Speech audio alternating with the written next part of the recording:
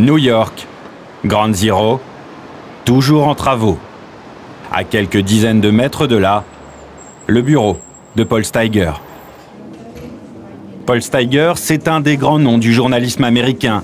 De nombreux prix, plus de 40 ans de carrière, beaucoup de gros événements et bien sûr, le 11 septembre 2001. À cette époque, il est à la tête de la rédaction du Wall Street Journal. Les bureaux se trouvent juste en face des Twin Towers. J'étais dans mon bureau quand le premier avion a touché la tour. J'étais arrivé plus tôt que d'habitude ce matin-là. Quand le premier avion a percuté, je suis allé voir depuis les fenêtres qui donnaient sur la tour. Et à première vue, je ne pouvais pas dire si c'était un avion qui s'était encastré ou une explosion.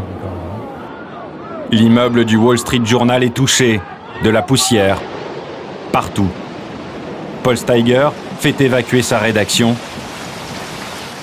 juste avant de rentrer chez lui.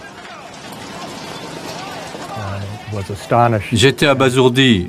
Je suis rentré chez moi et la toute première chose, j'ai appelé ma femme. Elle allait bien. Et puis, j'ai appelé mon chef. J'ai dit, Barney, c'est Paul. Que se passe-t-il? Il a dit, Paul Steiger. Et il a pleuré. Il croyait que j'étais mort. L'instinct professionnel reprend le dessus. Les reporters sont sur le terrain. Sans bureau, la rédaction s'installe dans le New Jersey et parvient à sortir le journal. À chaque fois que je vois ce journal, je me réjouis du travail incroyable et inspiré accompli par des centaines de journalistes pour produire un journal tellement extraordinaire dans des conditions aussi difficiles. Être au cœur de l'événement, réussir à informer malgré les risques, malgré la peur et raconter l'inimaginable. Mike Oresky y a lui aussi été confronté. Personne ne se rendait compte à quel point ces tours étaient vulnérables. Et quand c'est finalement arrivé, quand ils ont réussi à les faire tomber, cela a été un énorme choc. Le 11 septembre 2001, Mike Oresky était journaliste au New York Times. Et toute la journée, il a couvert cet événement.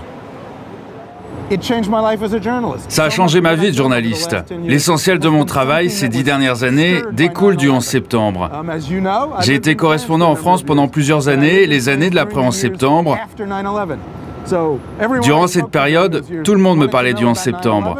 On me parlait de l'Amérique et de ses guerres, et ces guerres étaient liées au 11 septembre. L'Amérique ne s'expliquait qu'à travers le prisme du 11 septembre.